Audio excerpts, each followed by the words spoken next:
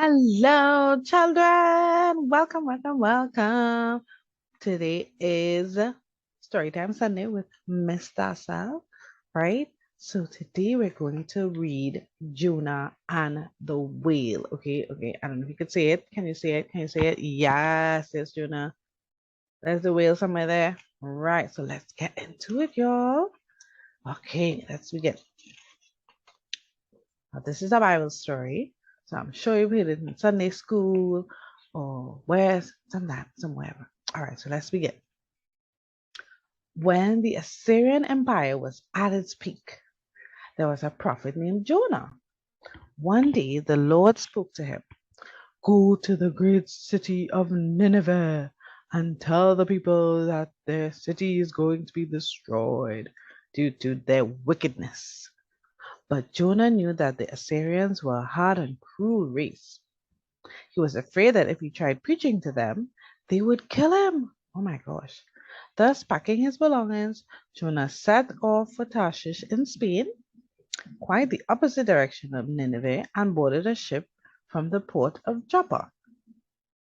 As the ship left the harbor and reached the sea, the skies darkened and the wind grew stronger. The Lord sent a powerful wind and stirred up such a violent storm that the ship threatened to break up. As the sailors were afraid, and each prayed to their own god. They threw most of the cargo overboard in an attempt to lighten the ship. However, the storm only seemed to get worse. Can you imagine? The captain instructed all of his men to go down on their knees and beg to their gods to save them all. But Jonah went below the deck, where he lay down and fell into a deep sleep. What is this? What happened to Jonah? Sleep? The captain went to him and said, how can you sleep at this hour? Wake up and pray to your God. Maybe he will take notice of us. We will not perish. Jonah got up, trying to understand what was happening. With no sign of the storm diminishing, the sailors became suspicious that one of them must have incurred the wrath of the Lord. They decided to find out, and their suspicion fell on Jonah. Immediately, the angry crew surrounded Jonah. The sailors asked Jonah, what work do you do here? Where do you come from? Which country do you belong to? Hmm. Jonah answered, I'm a Hebrew and I worship the God of heaven, who made the sea and the land, and I'm trying to run away from him. Then Jonah told them how he had run away from the Lord. This terrified the sailors.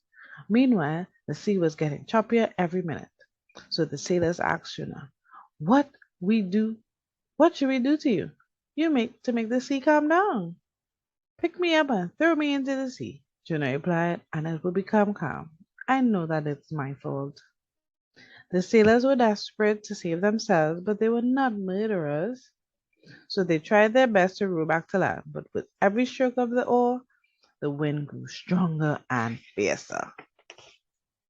Wow, what would you do in that situation? Would you throw him overboard? As they reluctantly threw Jonah overboard and cried out to the Lord, "O Lord, please do not punish us for taking this man's life. Do not hold us accountable for killing an innocent man." As soon as Jonah splashed into the water, the storm died down. Wow! And the raging sea grew calm. As he was drifting away, Jonah heard the sailors offering prayers not to their separate gods, but to the one and only omnipotent Lord. Jonah began to sink under and thought that everything was over. But the Lord had other plans. He sent a whale to swallow Jonah. Soon Jonah was swimming inside the dark, wet, cave-like belly of the whale, and there he stayed for 3 days and 3 nights. Could you stay in a whale? What would he eat? What would he drink in there? Ooh. Inside the whale, Jonah prayed to the Lord. Whenever in distress I called to you, my Lord, and you answered me and saved me. Oh Lord, he prayed, I thought I could run away from you, but I forgot that there's no place where you can't see me. Forgive me, my Lord, for not following your orders. Suddenly, Jonah saw a small circle of light which kept increasing. The very next moment, with a great rumbling and roaring of rushing water, the whale coughed Jonah out. Shaking and sputtering, Jonah landed on a stretch of dry sand. At this moment, Jonah heard a booming voice saying, "Now go to the great city of Nineveh and give the people my message. Tell them I will destroy their city after 40 days." This time, Jonah obeyed the Lord and went to Nineveh. It was a very big and important city.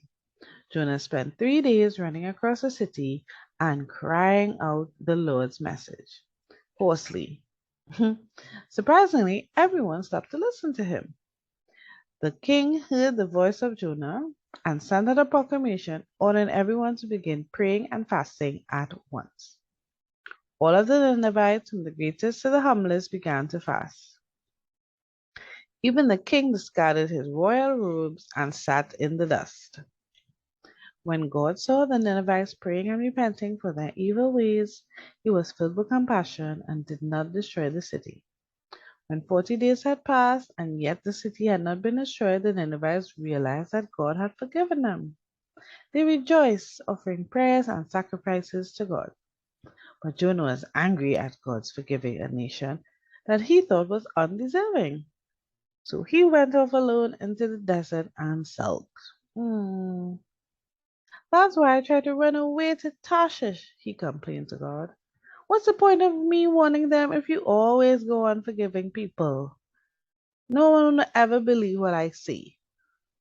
As Jonah sat in the desert, the Lord made a vine grow in such a way that it gave shade to Jonah from the scorching sun. Jonah was very glad for the shade that the vine gave him. However, the next day God sent a worm to attack the vine, so it withered and died. Jonah felt sorry for the vine. As the sun rose, he became more and more uncomfortable, and after some time he felt faint and dizzy. He cried aloud, "It would be better for me to die than to live. Oh Lord, why do you have to kill the vine? It was a useful plant. You could have let it live." Then God spoke to Jonah. "Do you have a right to be angry about the vine?" "I do," Jonah said. "I'm angry enough to die." "But," said the Lord, "you have been concerned about this vine, though you did not plant it or care for it. It sprang up overnight and died overnight. But Nineveh has thousands of people and many innocent cattle as well, all of whom are my own creations, and who have passionately repented for their sins. Should I not be concerned about them?" At last, Jonah realized that just as a gardener loves all his plants in his garden, so God loves all the people he has created. He cares for all the nations equally, and his kingdom stretches over the whole earth. The end. So, what are your thoughts of Jonah and the whale? Could you survive 3 days in a whale? What was the lesson that you learned from this story? Right? Make sure and comment below and let me know. Okay, bye for now. Join us next week for Storytime Sundays.